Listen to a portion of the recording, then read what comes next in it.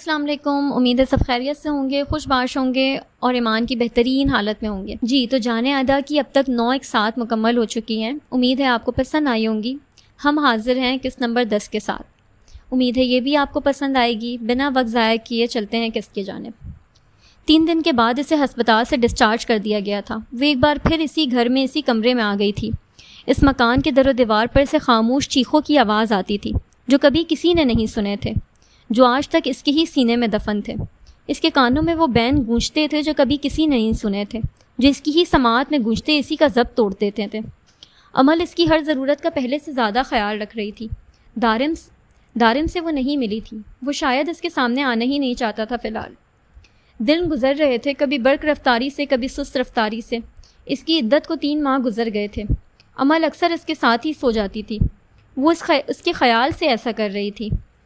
وہ بس خاموش سی ہو گئی تھی. لمحوں میں صدیاں کیسے بیتتی ہیں اس پر انکشاف اب ہوا تھا. ایک سناٹا سا تھا جو اس کے اندر اتر گیا تھا. وہ نہیں جانتی تھی کہ آگے کیا ہوگا. اسے ایک قید سے رہائی مل گئی تھی. جس نے کبھی سہاگنوں جیسا سکھ پایا ہی نہیں تھا, وہ اب اپنی عدت کے دن پورے کر رہی تھی. وہ سوچے میں گم بیٹھ کے پشت سے ٹیک لگائے کارپیٹ پر بیٹھی ہوئی تھی جب دروازے پر کسی نے دستک دی. ان 3 ماہ میں وہ بہت کم کمرے سے نکلی تھی. عمل آج کافی دنوں کے بعد یونیورسٹی گئی تھی. دارم بھی اس وقت ہاسپٹل میں تھا. اس کے دل میں یکدم ہی خوف سمٹ آیا تھا. وہ سب کچھ بھول رہی تھی. اسے بس یہ یاد تھا کہ وہ اس گھر میں اکیلی ہے. عمل آج کافی دنوں کے بعد یونیورسٹی گئی ہے اور دارم ہاسپٹل میں ہے. رمیسا کس وقت ہوتی تھی کس وقت نہیں, اس سے وہ کوئی تعلق نہیں رکھتی تھی. عزورہ بیبی, یہ اسی کی آواز تھی. سماعتوں میں گونجتی چپتی ہوئی آواز. اس کا تنفس تیز ہو رہا تھا. شہباز ضمیر آج 3 ماہ بعد اس کی بے بسی کا تماشا دیکھنے کے لیے موجود تھا. عجیب گھٹن سی تھی. سانسوں کے کانٹے سینے میں دپک کر بیٹھے ہوئے گوشت کے لتھڑے کو زخم کرنے میں مگن تھے. میں چاہتا ہوں تم میرے لیے خود دروازہ کھولو, ورنہ تو میں اسپیئر کی کے ذریعے بھی سکتا ہوں. وہ باہر کھڑا اسے دروازہ کھولنے بول رہا تھا. اس کی آنکھوں سے آنسو قطار در قطار بہہ رہے تھے. دماغ جیسے معوف ہو رہا تھا. عزورہ, ایک بار پھر اسے اس کی آواز آئی. ساتھ ہی دروازہ کھولنے کی بھی آواز آ رہی تھی. اس نے بہتی آنکھوں سے خود پر نگاہ دوڑائی. وہ پوری آستین کی شرٹ اور ڈھیلی ٹراؤزر میں ملبوس تھی. اس کے جسم پر دوپٹہ نہیں تھا, نہ اس کے وارڈروب میں دوپٹہ تھا. اسے آج پہلی بار احساس ہوا تھا کہ وہ دین سے کتنی دور تھی. نماز پڑھنا تو وہ بہت پہلے ہی چھوڑ چکی تھی اور دوپٹہ اس نے کبھی استعمال ہی نہیں کیا تھا. سامنے دارم کی چادر تھی جو وہ بہت پہلے اس نے ٹھنڈ کی وجہ سے اسے دی تھی. اس نے تیزی سے وہ چادر اپنے گرد لپیٹا. اس نے سوچ لیا تھا کہ اگر آج وہ اندر آ بھی گیا تو وہ بھاگ جائے گی. وہ کانپتے ہاتھوں سے دارم کا نمبر ڈائل کر رہی تھی جو مسلسل آف تھا. شاید وہ ایمرجنسی میں تھا. اس نے عمل کا نمبر ڈائل کیا جو آؤٹ آف ریچ بتا رہا تھا. اسے وحشت سی ہونے لگی. تمہیں لگتا ہے تم مجھ سے دور جا سکتی ہو؟ اس کی آواز پر اس نے وحشت زدہ ہو کر دروازے کی جانب دیکھا جو کھل چکا تھا. وہ چہرے پر وہی کریا مسکراہٹ لیے اپنی داڑھی پر انگلیاں چلاتا اسے دیکھ رہا تھا. عزورہ نے اس کی نظریں اپنے وجود کے آر پار ہوتی محسوس ہو رہی تھیں. تم تو 3 مہینوں میں مزید خوبصورت ہو گئی ہو. وہ بولتے ہوئے اس کے نزدیک آ رہا تھا. قریب نہیں آنا میرے, طلاق دے چکے ہو تم مجھے. وہ وحشت زدہ سی چیخی تھی. آہ ظالم, کیا یاد کروا دیا. وہ ڈیل ضروری تھی مگر اتنی ضروری نہیں کہ اتنا قیمتی خزانہ میں نور ارسلان کو دے دوں. ابھی تو میں نے اس خزانے کی پوری قیمت بھی وصول نہیں کی. میں نے گھاٹے کا سودا کیا. وہ بولتے ہوئے اس کے قریب آ رہا تھا. اس کے وجود میں چوٹیاں سی رینگنے لگیں.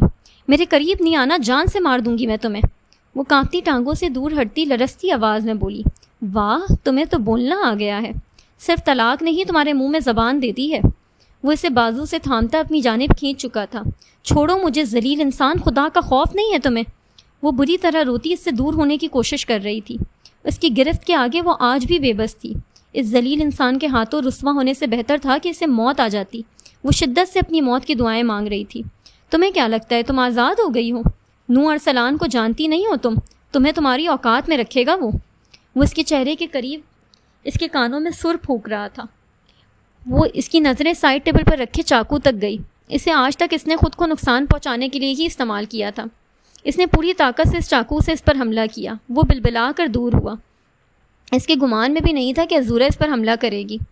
وہ اس کی شکل دیکھ کر ہی خوف سے زرد پڑ جاتی تھی. اس کی آواز سن کر ہی اس کی گھگی بن جایا کرتی تھی. وہ بے یقینی سے اسے اپنا گھائل کندھا دیکھ رہا تھا. شہباز کا روح دروازے کی جانب ہونے کی وجہ سے وہ تیزی سے کمرے سے منسلک باتھ روم کی جانب بھاگی تھی. دروازہ لاک کر کے وہ بری طرح رونے لگی تھی. اس کا جسم خوف سے کانپ رہا تھا. باہر سے شہباز کی چیخنے کی آوازیں آ رہی تھیں. وہ غصے سے پاگل ہو رہا تھا. دار پلیز کال اٹھا لو. وہ روتی ہوئی دارم کو کال کر رہی تھی. اس کا موبائل سوئچ آف تھا. یکدم ہی اس کے دماغ میں جھماکا سا ہوا. اس کے پاس نور ارسلان کا بھی تو نمبر تھا. اس نے کہا تھا وہ اس سے پسند کرتا ہے. اسے بے ساختہ وہ دن یاد آیا جب بیک یارڈ میں ڈرگز لیتے اسے نور ارسلان نے دیکھا تھا. آج تک اس نے اسے کوئی نقصان تو نہیں پہنچایا تھا. اس وقت وہی تھا جسے وہ مدد کے لیے کال کر سکتی تھی. اپنا رویہ، وہ تھپڑ، اس کی ڈیل، وہ سب بھول گئی تھی. یاد تھا تو بس یہ کہ کم از کم شہباز ضمیر سے تو بچا لے گا وہ اسے. اس نے تیزی سے نور کا نمبر ڈائل کیا جو پہلی ہی بیل پر اٹھا لی گئی تھی. اس کی عدت ختم ہو جائے گی چند دنوں میں. تم یہ کیا کر رہے ہو نو؟ تم نے ان 3 ماہ میں مجھے تڑپا دیا ہے. تمہاری اذیت مجھے پریشان کر کے ہی ختم ہوتی ہے کیا؟ اتنی سگریٹ؟ دادو نے اس کے روم میں آتے جگہ جگہ بکھری جلی ہوئی سگریٹ کو دیکھتے ہوئے التجا کی. وہ آئینہ کے سامنے کھڑا آفس کے لیے تیار ہو رہا تھا. کالی شرٹ بلیو جینز پر پہنے، ہاتھوں میں ہمیشہ کی طرح مختلف بینڈز، بالوں کو پیچھے کی جانب سیٹ کر رہا تھا. سگریٹ تو اذیت کم کرنے کے لیے پیتا ہوں دادو. خیر آپ کو پریشان ہونے کی ضرورت نہیں، میں سب خود ہینڈل کر لوں گا. نور ارسلان نے خود پر پرفیوم کا بے دریغ استعمال کرتے ہوئے ٹھنڈے لہجے میں کہا. وہ سکون ہے تو اسے لے آؤ نا. اب شریعت کے خلاف تو نہیں نہ جا سکتے. عدت ختم ہوگی تو ہی لاؤ گے نا اسے. وہ فریز ہوا تھا ان کی بات پر. وہ جان گئے تھے کہ اس کا سکون عذورا لاشاری میں ہے. پہلے تو وہ سکون میری زندگی کا رہا سہا سکون بھی برباد کرے گی دادو. اپنے گال پر ہاتھ پھیرتے نور نے گہری سانس لیتے ہوئے کہا تھا. 4 ماہ پہلے کا وہ تھپڑ اسے بھولا نہیں تھا. وہ بچی بہت ٹوٹی ہوئی ہے نو، یہ تم بھی جانتے ہو. اپنی جنونیت میں اسے کوئی نقصان نہیں پہنچانا تم. وہ اس کا ذکر اتنی محبت سے کر رہے تھے کہ نو کو اپنے آنے والے دن اس گھر میں بہت مختلف نظر آ رہے تھے. جادوگرنی. وہ کچھ دیر کچھ سوچتا رہا، پھر سر ہلا کر مرر کی طرف پلٹا. آنے سے پہلے ہی اس کے ساتھ اس کے دادو کے بھی حواسوں پر سوار ہو گئی تھی وہ جادوگرنی کہیں کی. اپنی بات کی تائید کرتے اس نے ایک بار پھر اسے دیا لقب دہرایا. موبائل کی چنگھاڑتی آواز پر وہ دونوں ہی متوجہ ہوئے تھے. عذورا. اسکرین پر چمکتا نمبر دیکھ کر اس کے ماتھے پر بل پڑے. یہ نمبر اسے ازبر تھا. نو. اگلی جانب سے اس کی روتی ہوئی آواز پر نو نے ہونٹ بھینچ کر خود پر کنٹرول کیا. اس لڑکی کے آنسو اس کے دل میں تیزاب کی مانند گرتے تھے. یقیناً وہ کسی بڑی مصیبت میں تھی، ورنہ اپنے لیے اس کی نفرت سے وہ اچھی طرح واقف تھا. عذورا میں سن رہا ہوں، کیا بات ہے؟ آپ رو کیوں رہی ہیں؟ اور یہ آوازیں کیسی ہیں باہر؟ اس نے ایک سانس میں ہی اس سے کتنے سوالات کر ڈالے تھے. ساتھ ہی گاڑی کی چابی اٹھاتے دادو کو پریشان نہ ہونے کا کہتے وہ باہر نکلا تھا. پلیز مجھے بچا لیں شہباز، میرے کمرے میں پلیز مجھے اس سے بچا لیں. نو آپ اس تھپڑ کا بدلہ بھی لے لیں مگر ابھی مجھے اس سے بچا لیں. وہ روتی ہوئی نہ جانے کیا کچھ کہہ رہی تھی. اس نے تو اس سے آگے کچھ سنا ہی نہیں تھا کہ شہباز اس کے کمرے میں ہے.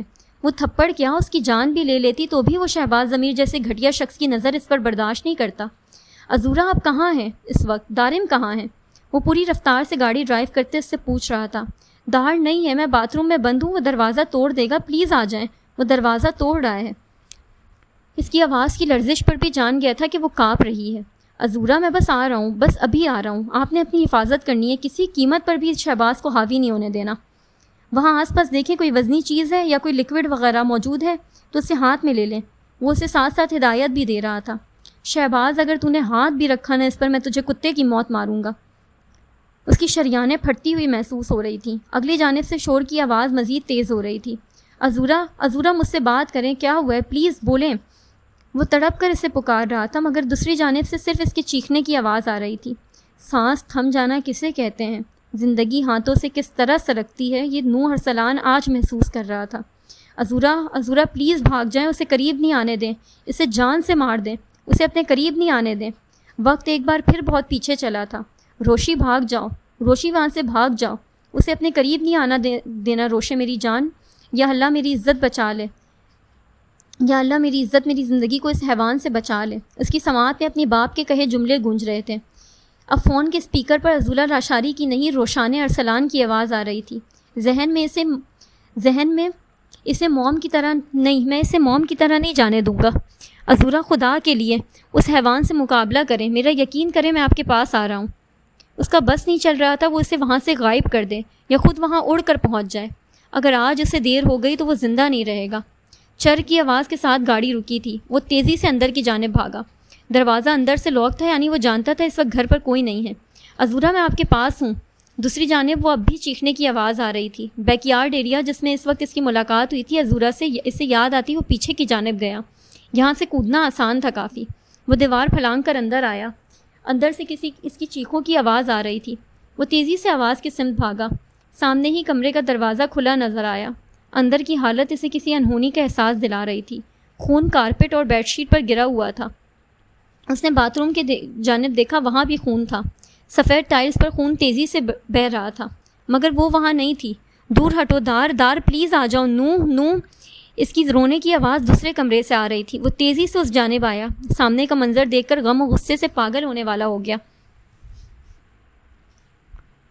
عذورا پوری طاقت سے ایک ہاتھ میں چاقو تھامے اسے خود سے بچانے کی کوشش کر رہی تھی، لیکن وہ اس پر حاوی ہو رہا تھا۔ اس نے جنون کے عالم میں شہباز کو عذورا سے دور کیا تھا اور اسے بری طرح مار رہا تھا۔ ہاتھ کیسے لگایا تو نے اسے؟ تو کیا سمجھتا ہے میں اسے تیری ہوس کا شکار ہونے کے لیے چھوڑوں گا؟ تجھے کہا تھا نا میں نے کہ یہ میری ہے، نو ارسلان کی ہے۔ نظر کیسے ڈالی تو نے اس پر؟ وہ جنون کسی کیفیت میں پاس پڑا گلدان اس کے سر پر مار رہا تھا۔ خون اس کے سر سے نکلتا تالاب کی صورت اختیار کر رہا تھا۔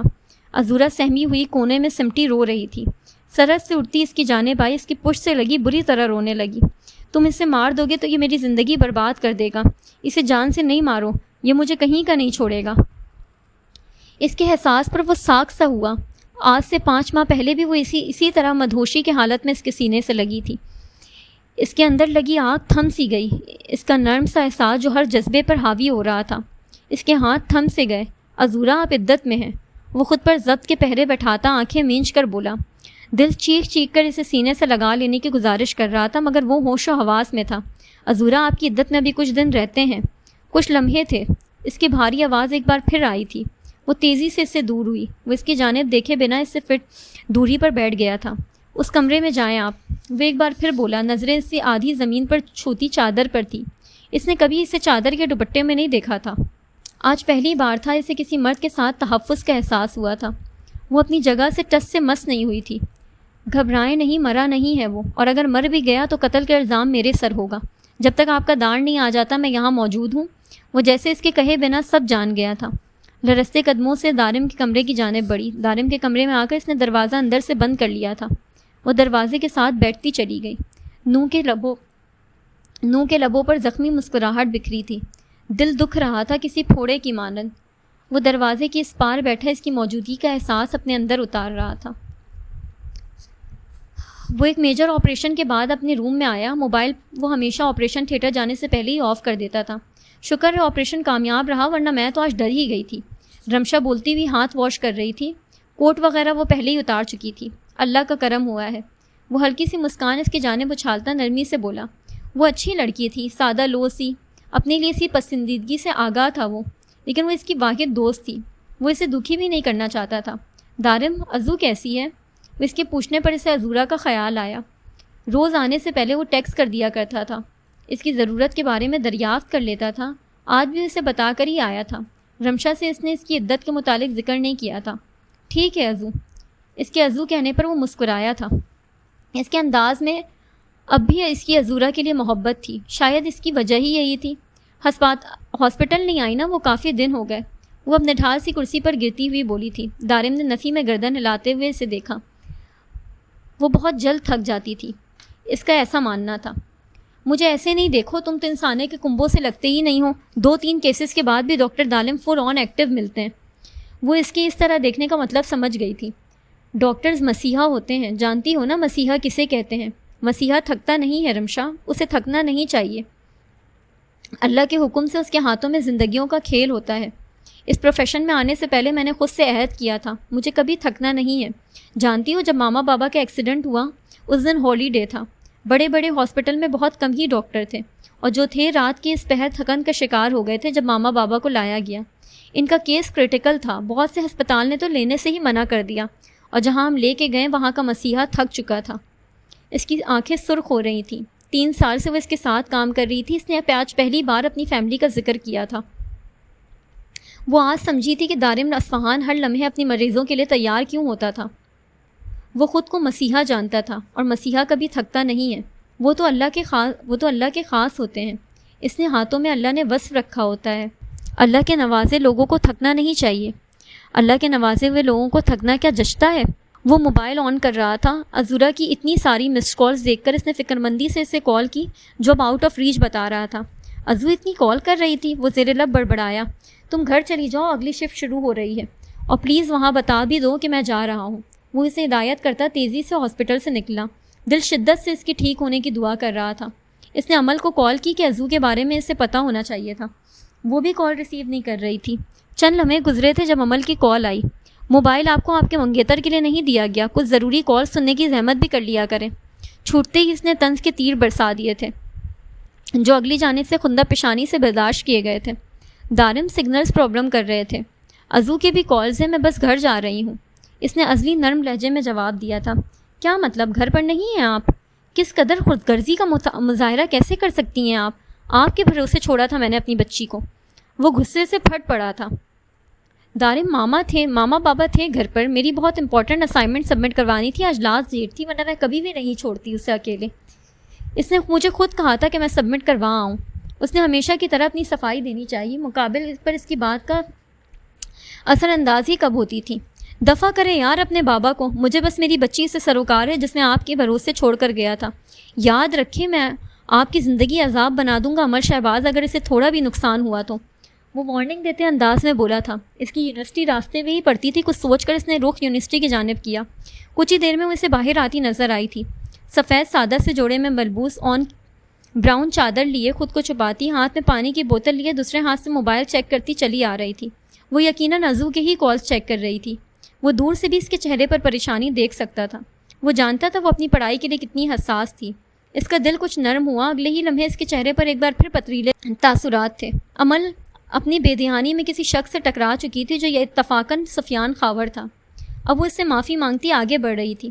اس نے گاڑی آگے کی جانب لا کر روکی۔ وہ حیرانی سے ڈرائیونگ سیٹ پر بیٹھے دارم کو دیکھ رہی تھی جو پتھریلے تاثرات چہرے پر سجائے سامنے دیکھ رہا تھا۔ اس کے نہ بیٹھنے پر اس نے ہارن پر ہاتھ رکھا اور شاید ہٹانا بھول گیا تھا۔ وہ خائف ہوتی پیچھے ہٹتی پیچھے بیٹھی تھی۔ آپ کے باپ نے ڈرائیور نہیں رکھا مجھے، آگے بیٹھیں، وہ پھاڑ کھانے والے لہجے میں بولا۔ وہ افسوس سے اسے دیکھتی آگے آ بیٹھی۔ منع کرنے پر وہ مزید اس کے باپ کو برا بھلا بولتا۔ اس سے بہتر یہی تھا۔ چند دن باقی تھے اس کی عدت ختم ہونے میں، مزید انتظار کر لیتی یا مشکل پیش آ رہی تھی انتظار کرنے میں؟ چاہنے والوں سے ملاقات نہیں ہو پا رہی تھی کیا؟ اس کے بیٹھتے ہی گاڑی فل اسپیڈ پر چھوڑتا وہ پھر سے شروع ہو چکا تھا۔ اس نے ایک بار پھر اس کی جانب شکوہ کرنا نظروں سے دیکھا۔ بولی وہ اب بھی کچھ نہیں۔ گھر کے اندر غیر معمولی خاموشی محسوس کرتے ان دونوں نے ایک دوسرے کی جانب دیکھا۔ دونوں کی آنکھوں میں کئی سوالات نے سر اٹھایا تھا۔ ماما، اس کے لبوں سے بے آواز نکلا۔ وہ جانتی تھی رمیسا کسی بھی وقت اپنی پارٹیز اور سوشل ایکٹیویٹیز کے لیے نکل جاتی ہیں، انہیں کسی خاص وقت کا انتظار نہیں رہتا تھا۔ نوں کو اس طرح اپنے کمرے کے باہر بیٹھے دیکھ دارم تیش میں اس کی جانب بڑھا۔ تم گھٹیا انسان یہاں کیا کر رہے ہو؟ کیا کیا ہے تم نے میری عزو کے ساتھ؟ اسے گربان سے پکڑے وہ دھاڑا تھا۔ مجھ سے سوال کرنے سے پہلے اندر جا کر اس کا حال دیکھو جس کے سہارے چھوڑ کر گئے تھے تم اپنی عزو کو۔ خود کو اندر بند کر کے مجھے کال کی تھی اس نے کہ میں بچا لوں اسے۔ اس وقت کہاں تھے تم؟ اس کا ہاتھ اپنے گربان سے ہٹاتا وہ بھی بلند آواز میں بولا تھا۔ دارم نے کھا جانے والی نظروں سے عمل کی جانب دیکھا جو خود ناسمجھی سے ارد گرد دیکھتی سمجھنے کی کوشش کر رہی تھی۔ نو نے استہزائیہ نگاہوں سے اس کی جانب دیکھا۔ آنکھیں سرخ سی ہو گئی تھیں جیسے دماغ میں کئی زخم رس رہے تھے، لیکن چہرے پر وہی بلا کا اطمینان تھا۔ اور گھٹیا، کیا خوب کہا دارم اصفہان، اتنا ہی گھٹیا اور موقع پرست ہوتا نا نو ارسلان تو کھلی تجوری کی مانند ملی تھی تمہاری بہن کچھ دیر پہلے مجھے۔ موقع تھا میرے پاس، کیا کر لیتے تم میرا؟ لیکن یہ نو ارسلان کا معیار نہیں ہے، میری ہی ہے وہ، پورے حق سے نکاح کر کے لے کے جاؤں گا اسے گواہان کی موجودگی میں، اینڈ ڈونٹ وری تم بھی ان میں سے ایک گواہ ہوگے۔ اس کے کندھے سے نادیدہ گرد صاف کرتے ہوئے اطمینان سے بولتا اسے آگ لگا گیا تھا۔ کہاں ہے میری بہن؟ دارم نے دانت پیس کر اس کی جانب دیکھا۔ اندر محفوظ ہے تمہاری بہن، نگاہوں سے بھی نہیں چھوا نو ارسلان نے اسے۔ اپنی ازلی مغرور انداز میں کہتا وہ باہر نکل گیا تھا۔ عزو مجھے سن رہی ہو؟ دارم نے باہر سے اسے پکارا۔ دار میں ٹھیک ہوں۔ اس کی دھیمی آواز باہر نکلتے نو کے پردوں میں بھی پڑی تھی۔ اب کسی محفوظ مقام پر لے جاؤ، ہر بار نو ارسلان سے سامنا نہیں ہوگا۔ اس نے جاتے جاتے بھی دارم کو آگ لگانے کا موقع ہاتھ سے جانے نہیں دیا تھا۔ دارم بابا، وہ وہاں اندر، ان کی حالت بہت خراب ہے، پلیز انہیں ہسپتال لے جائیں۔ عمل اندر سے روتی ہوئی آئی تھی۔ آپ کو اب بھی اندازہ نہیں ہوا کہ آپ کا باپ کس لیے اس کے کمرے میں گیا تھا؟ دارم نے افسوس سے اس کی جانب دیکھا جو اپنے بابا کی حالت دیکھ کر بری طرح تڑپ رہی تھی۔ دارم پلیز انہیں ہسپتال لے جائیں، آپ کو اللہ کا واسطہ ہے میری مدد کریں۔ وہ روتی ہوئی کبھی بے ہوش پڑے شہباز کی جانب دیکھ رہی تھی، کبھی اس کے پاس آ رہی تھی۔ عمل، میرا ظرف اتنا بڑا نہیں ہے کہ میں اس کی مدد کروں۔ یہ اس حال میں عزو کے کمرے میں موجود ہے، اس کا مطلب سمجھ رہی ہیں آپ؟ اسے اس کا تڑپنا اچھا نہیں لگ رہا تھا، لیکن اس کا ظرف واقعی اتنا بڑا نہیں تھا کہ اس بے غیرت شخص کی مدد کرتا۔ دارم پلیز، وہ روتی ہوئی دونوں ہاتھوں سے اس کا ہاتھ تھام گئی تھی۔ عمل میں اپنے دل میں اس کے لیے کوئی ہمدردی نہیں رکھتا، پر آج ہی میں آپ کے گھر سے شفٹ کر لیں گے۔ میں ایک لمحہ بھی مزید اپنی عزو کو اس گھر میں نہیں رکھوں گا۔ وہ کہتا ہوا گیسٹ روم کی جانب بڑھ گیا۔ وہ بے یقینی سے اسے جاتے ہوئے دیکھ رہی تھی، پھر اپنے بابا کے پانی کی طرح بہتے خون کو۔ اسے یقین نہیں آ رہا تھا کہ وہ اس قدر سنگ دل ہے۔ وہ بھاگتی ہوئی گھر سے باہر آئی۔ کچھ دیر بعد وہ کسی شخص کے ساتھ اندر داخل ہوئی جو ڈرائیور معلوم ہو رہا تھا۔ انکل پلیز میرے بابا کو ہاسپٹل لے جائیں۔ وہ اندر کمرے میں اس کی تڑپ بآسانی سن رہا تھا۔ اسے تکلیف ہو رہی تھی اس کے تڑپنے سے، مگر جس شخص کے لیے وہ رو رہی تھی اس سے متعلق سوچ کر ہی وہ پرسکون ہو گیا تھا۔ اب اندر سناٹا تھا، سکوت تھا، کوئی ہلچل نہیں تھی، کوئی شور نہیں تھا۔ جی تو یہ تھی قسط نمبر 10۔ امید ہے آپ کو پسند آئی ہوگی، آپ نے انجوائے کیا ہوگا۔ اگر قسط پسند آئی ہے تو چینل کو سبسکرائب کریں، بیل آئیکن کلک کر لیں اور لائک اور شیئر ضرور کریں۔ خوش رہیں پیارے لوگوں۔